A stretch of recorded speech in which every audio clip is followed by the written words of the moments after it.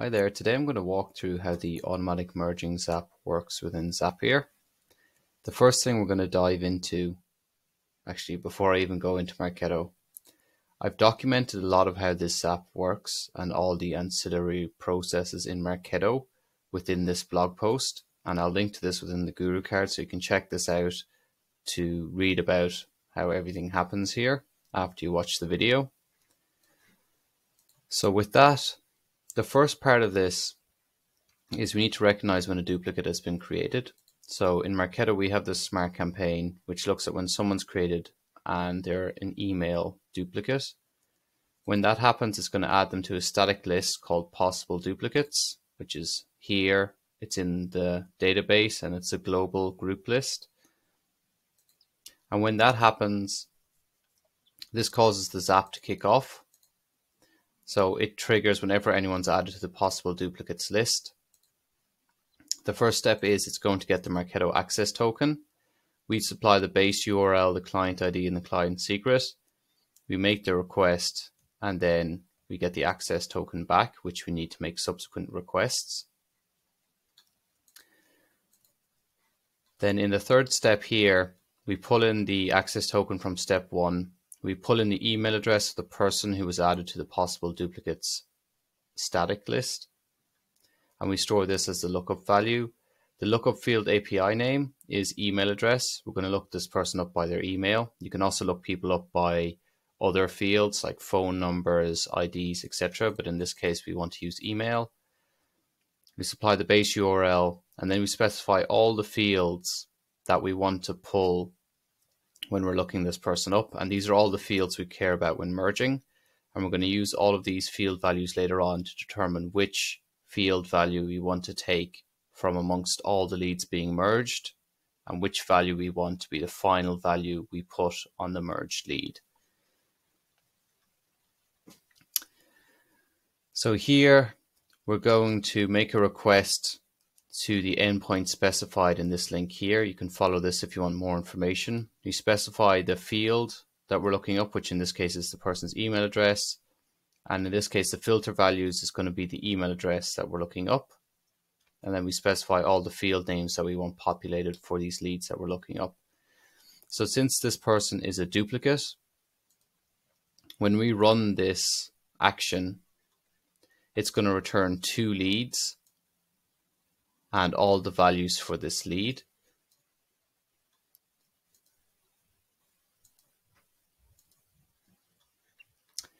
And then in step 4, we're going to compare all the different values on the lead to determine which one we want to be the winning value.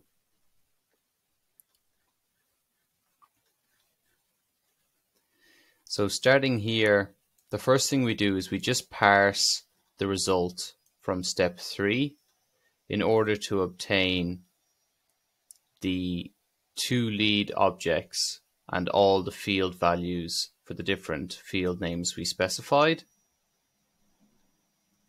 And then we're going to create a field dictionary to store all the field values from the leads being merged. So I'll show you what that looks like.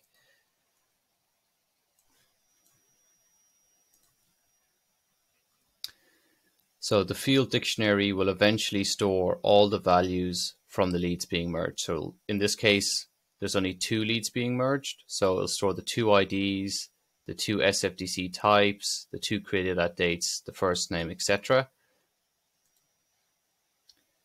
So we create a field ID and then we create a final dictionary which will store.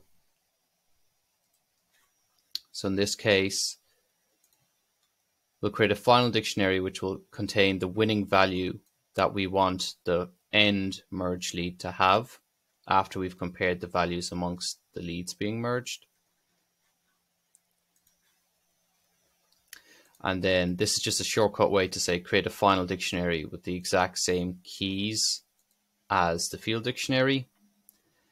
And then the next part of this is to take the people that we found in here, the leads being merged, and add the values they have for each field to field dictionary. So what this for loop does in essence is we have 2 leads. So it's going to take the ID from lead 1, put it in the key for ID. It's going to take the SFDC lead ID for lead 1, put it in the key for SFDC lead ID. It's going to take the SFDC type for lead 1 and put it in the SFDC type key. And then it's going to do that for all the values for lead 1. And then the next iteration of the for loop is going to come through and add all the values for lead 2 to the exact same keys, so that we end up with a field dictionary that has all the values for the leads being merged. And then the next part of this is going to go through, so when this says for line and field dictionary, it's going to go through each of these keys, or you can think of them as field names. Going to go through each of these field names and then determine which one of these field values is going to be the winning field value. So this first line here says, this is just some shorthand script to say, if all the values within the key are the same and the values do not equal any of these values here, then set the key in the final dictionary equal to just the first value within field dictionary. And since they're both equal, it doesn't matter if we choose the first index or the second index or even the third index if there are 3 leads being merged, because all the values are the same. So since they're all the same, it doesn't matter which one we store in the final dictionary. So in this case, say the first thing we go through is first name.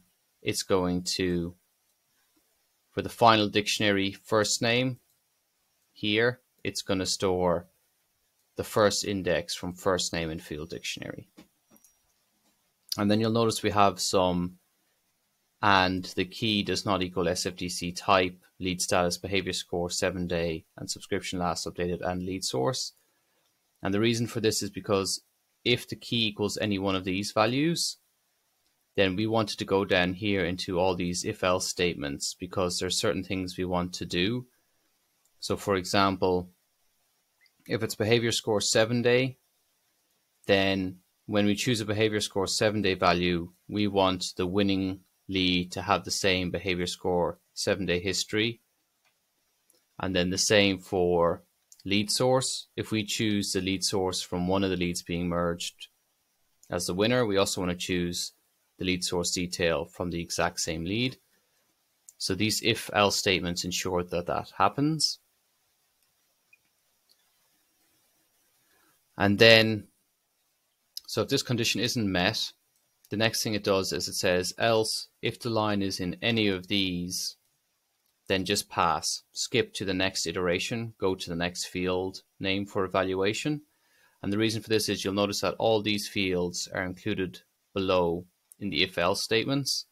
So for example, all these subscription fields, if the key or line, as I've called it here, equals any of these subscription fields, then it's going to pass, because the reason for that is we want to take all the subscription fields from the lead who's had their subscription updated the most recently, and then we'll take the unsubscribed value and all the other subscription field values from this lead who had their subscription updated most recently. And I'm actually going to switch here to PyCharm just because it's easier to look at that logic when it's in here. So it's going to go through all of the keys that are present in field dictionary. And when I say keys, I mean field names. So it's going to go through all these fields one by one. That's what this for loop will do. It'll start at ID and go all the way down to subscription developer. And then it'll go through all these if-else statements here. So the first one is if it's SFDC type. And before jumping into this, I'll actually go through the priority function first.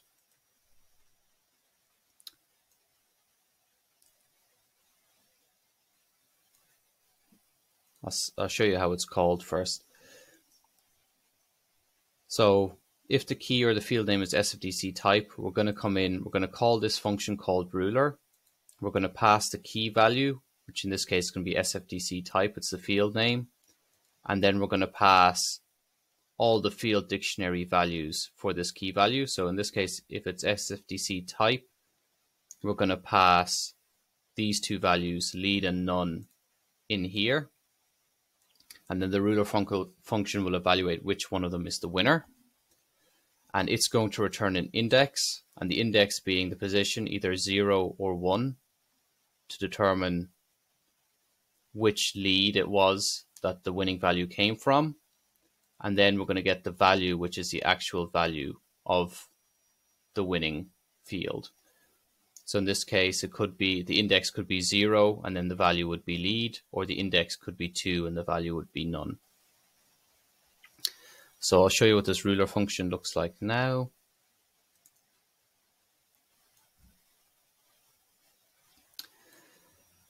So the first thing we do is we create a list and we replace the none keyword with just a string value none, because sometimes when you're doing comparisons or evaluations in Python and you try and use none, it'll throw errors. So that's why I just use the string value here. So if it's equal to none, we replace it with a string value, or else we just append the value to the formatted list. And then we're going to call this rules dictionary, and we're going to pass it in the key value, which will be the field name. We're going to pass in the formatted list, and then we're going to pass in the name of the field, again, which is line. And then we're going to go up here to the top, and then we have different rules laid out for all the different fields. So if it's the created at date, we want to choose the earliest created at date to be the winning value. If it's the subscription last updated field, we want to choose the most recently updated value. If it's the SFDC lead ID, we want to choose any value that's not null. If it's first name, not null. UTM source, any value that's not null. Same for last name. For these values here, lead source, lead status, and SFDC type, we've actually got priority values, so we want to prioritize. So when we make this request here to rules, to this rules dictionary, and say line is equal to lead source, then it's actually going to call the priority function here. And I'll dig into how this works later on, but then the priority function in turn will then ensure that if it's lead source, we're going to choose advertising ahead of paid search, ahead of referral, and so on. And we do the same for lead status and SFDC type. So for lead status, we want to favor disqualified, customer, and closed won above any of these other values. And the same for our SFDC type. The only thing we want to prioritize really is a contact value, because we want to prioritize the contact above a lead to be the winner of the merge. And then for MC account blocked, we want to choose a true value over a false value. The same for subscription opt-in and subscription developer, and behavior score 7-day. And then for behavior score 7-day, we want to choose the maximum behavior score 7-day. So we'll compare the two leads, whichever one has the higher score, that's going to give us the winning value for this field. So let's go into all these functions. So it's going to call these functions. So the rules value, we're going to go to the rules dictionary. We're going to specify the field name we're interested in. And then these are the arguments that are going to be passed to each of these different functions. So you can see we're going to pass the formatted list and the field name to each of these functions. So let's start at the top. The minimum date.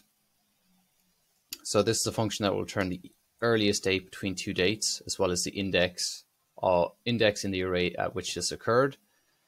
So if we do some formatting first, because at the bottom, when we're using the minimum function, it will return an error if none is present because it can't compare none with an actual date. So what we say is if I equals none, we're just going to put in the maximum possible date we can find because any value will be less than this. So if we do min between this and another value, the other value is always going to win because this is very high. So we append this very high value to the time list, else we just append the date itself. And then we say, if the minimum value out of this thing is equal to this absurdly high value we set, then we know that the array was just full of none values. So we're going to return the index 0 and none. So it doesn't really matter what index we return here because they're all none. Else, if the minimum value is not that crazy high dummy value we put in, then that means we've actually got a winner, a useful value we can use. So then we're going to return the minimum value out of this time list. So we're going to turn the index in the array at which this minimum value occurs, and then we're going to return the actual minimum value. And the max date function operates very similarly, where if there are any none values, we're going to replace them, except this time we're going to replace them with a very low value, so that when we're comparing a real value to this very low value, the real value will always win. Same as before, else we just append the actual date. If the maximum value is this very low value, that means that the array we passed in was just full of none values, so we return 0 and none. Else we're going to return the index that the maximum date occurred and the value of that maximum date. For the not null function, the first thing we do to the input list is we're going to lower it. And the reason we lower it is just because it makes comparison with all these values easier. So then we say for I in new list. So for example, if we're looking at first name, we're going to pass in, this is the array that's passed in. And then we're going to say for I in new list. So for one of those two names, or the second of those two names, that's what this for loop will do. We set good equal to true, and then we start iterating through this array, which I've just called crap.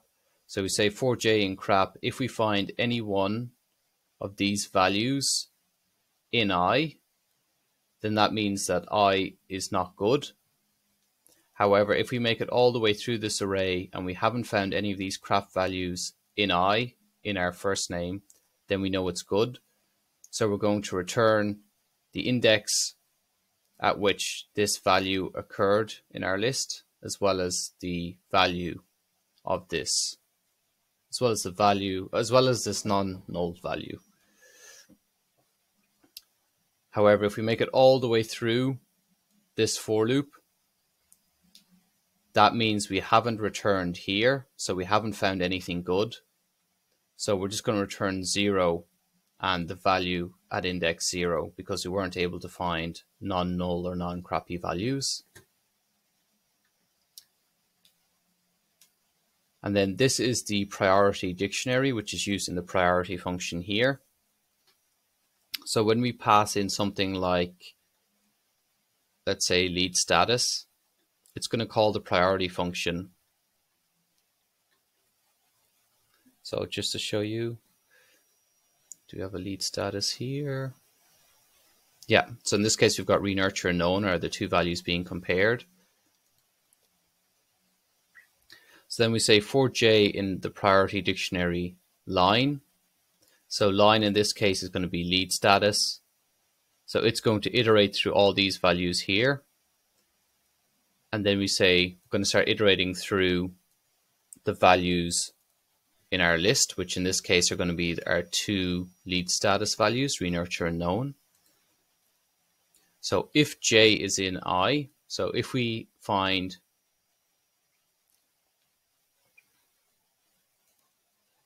so sorry, just starting with the top of this again. So we start with for J, we're going to iterate through all of the lead status values for our lead status in our list of lead statuses.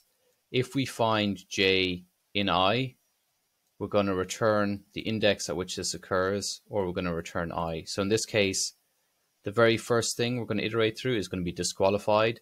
If we find disqualified in this lead status in our list, then we're going to return the index at which this occurs and the disqualified value.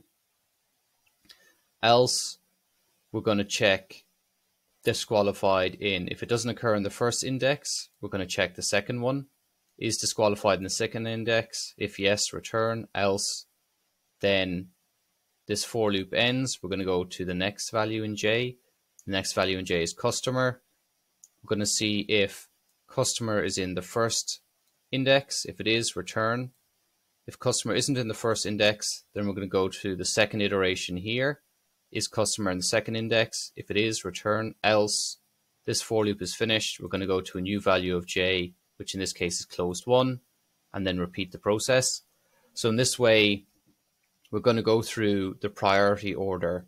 And if any of these match in the input list, we're going to return the highest match. And this will always ensure that the winning value we have is prioritized according to these lists up here. And if we made it through this entire embedded for loop without returning yet, that means we weren't actually able to find a prioritized value. So in that case, we're just going to call the not null function and specify the input list, and then the not null function, as we went through before, will just return the first value that is null, not null, basically. For bool test, as I mentioned before, this was designed to prioritize true values over false values because it's used for subscription opt-in or MC account blocked fields. So for I in our input list, if I is true, we're going to return that value. So if it's MC account blocked, if the value is true, we're going to return the index of this true value as well as the value true. If it's not true, then we're just going to go to the next iteration and next index in the list and see if it is true. And then if it goes through here and it doesn't find a true value, it'll just return false and the index there and the index. Sorry, scrap that last sentence. If it doesn't find a true value in here, then it doesn't matter what index is returned, and that's handled in the logic down here. So basically, just to reiterate, this will find any true values in the list for a certain field and return the index at which that true value occurs and the value true itself.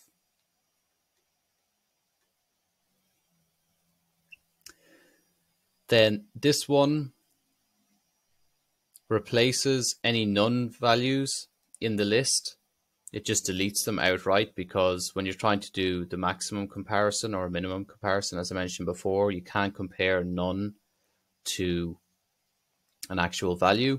So it just deletes all the none values. And if the length of the list is greater than 0, that means we've actually got one non-none value in here. Then return the maximum value and the index at which it occurs. Else, that means it was just full of none values. So we return the first index just by default and the value none. So these are all the rules we have that are called via the rules dictionary and this ruler function. So once we get the value returned in response, if the response is none in the string value, then it just sets it equal to none, so Python can use it later on, and then we return response. And that's when we go back to all these if-else statements here. So I'll jump back to Python for this. So if it's SFTC type, we call the priority function, and in the priority function, we call the In the priority function, we just search for the value of contact. So if we do find contact, we want to prioritize that value above lead or empty.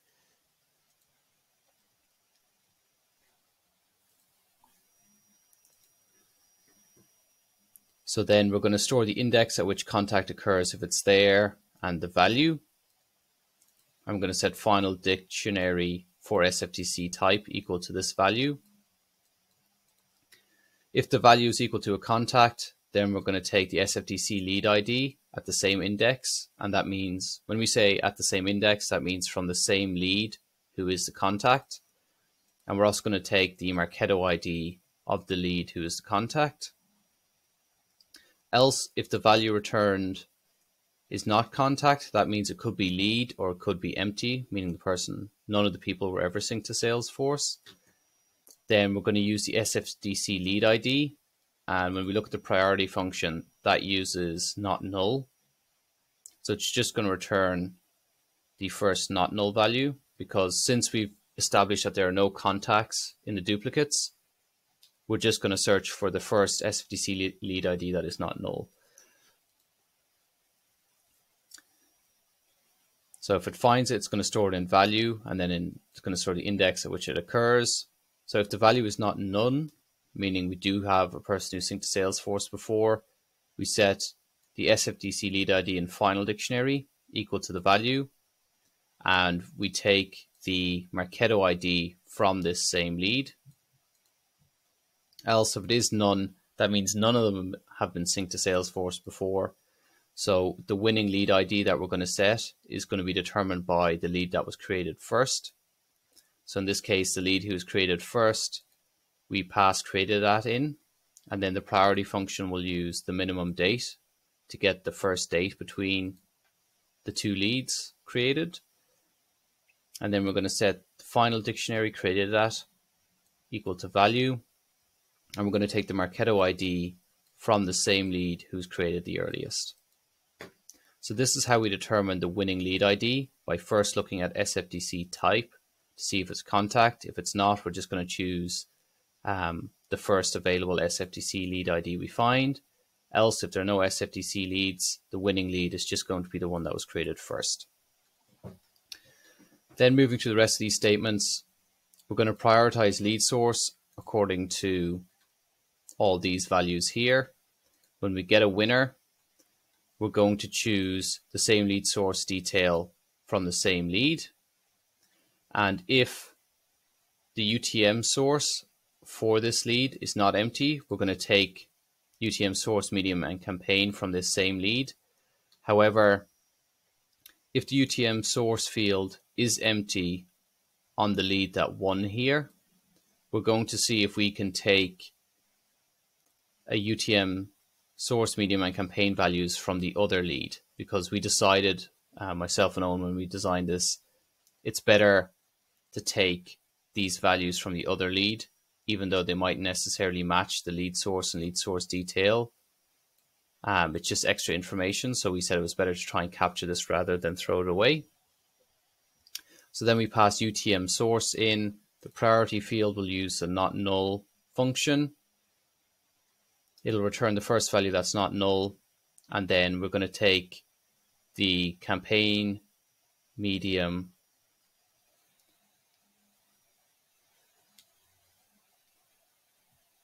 sorry, there's duplicate lines here. This should probably be source.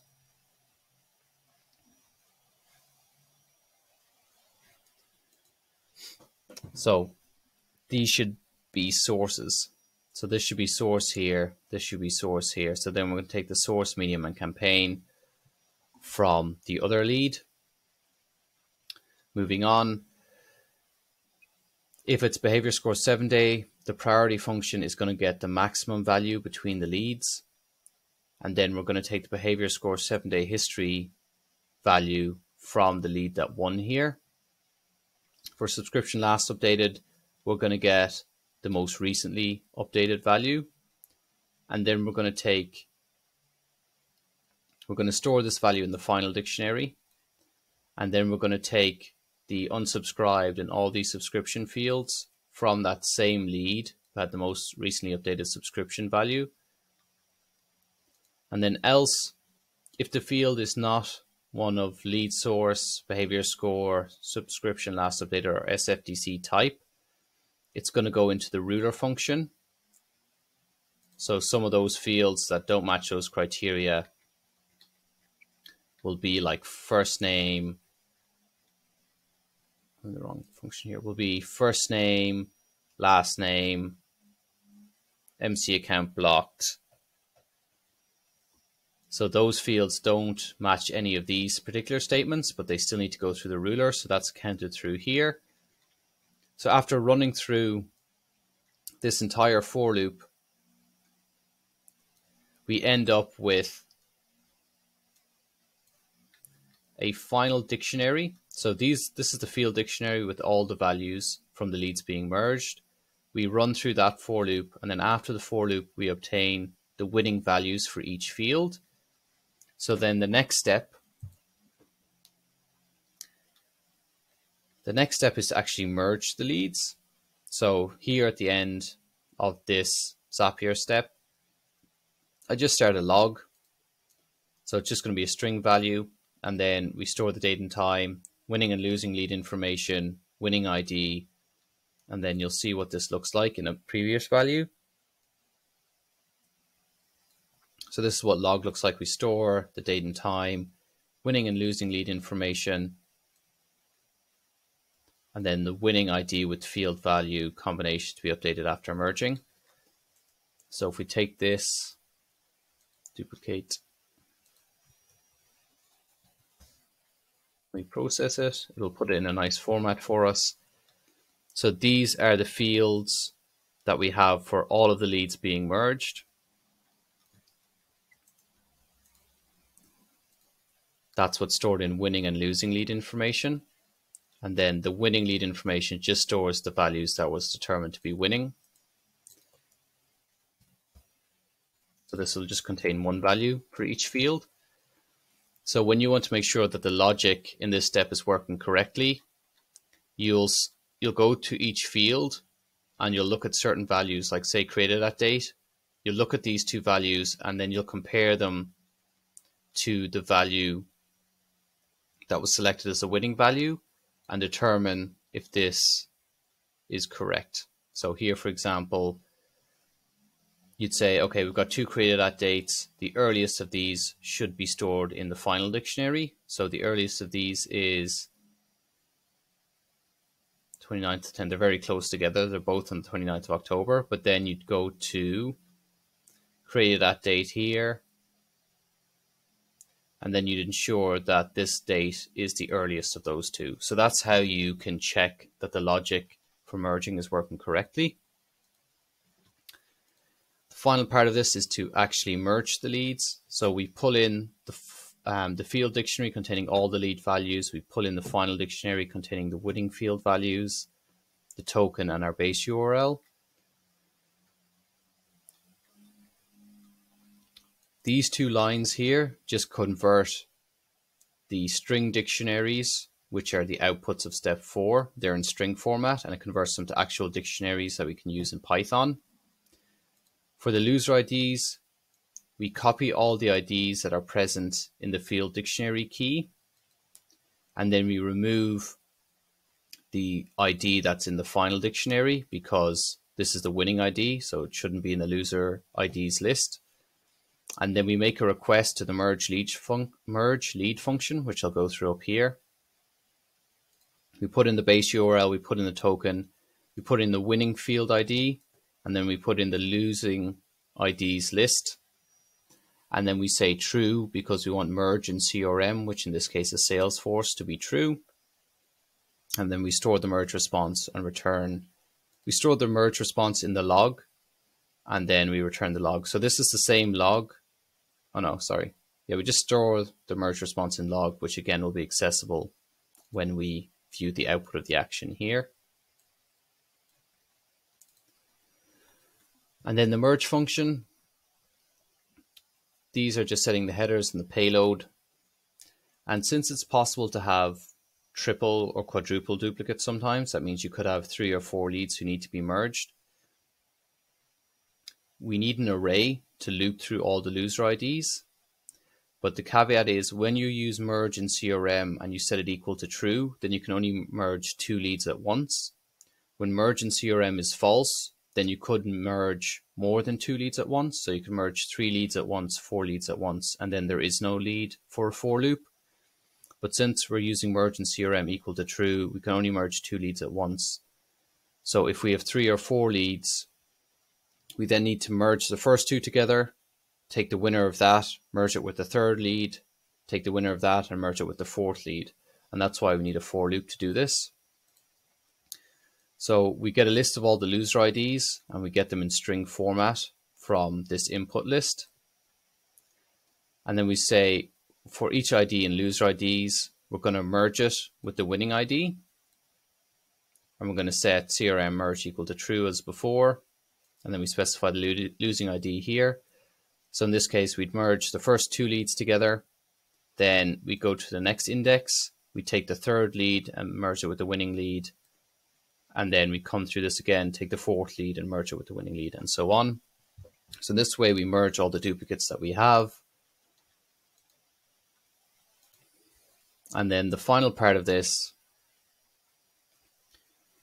is updating the winning lead. So we've merged the 2 leads together, but now we need to update that winner with all the winning field values we had from step 4.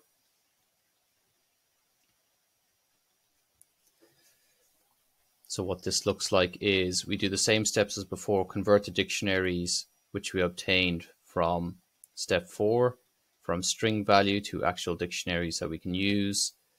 Get a list of all the loser IDs and remove the winning ID from that list.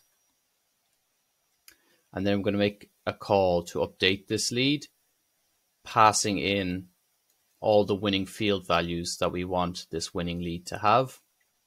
And then we're going to store that in the log again, which will be accessible in the outputs of this action. And what this function looks like,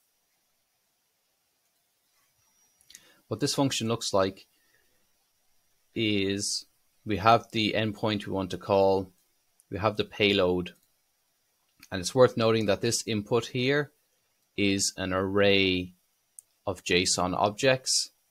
So that's why this final dictionary value here has the square brackets around it so that this becomes a list, because this call allows you to update multiple leads at once. So this contains 1 lead in all its field values.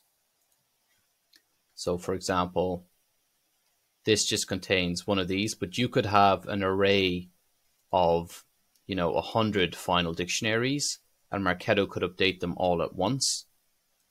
So that's why this needs to be in array format. But in this case, we're only going to update 1 lead at a time. So this array will only ever be filled with 1 value, and that will be final dictionary.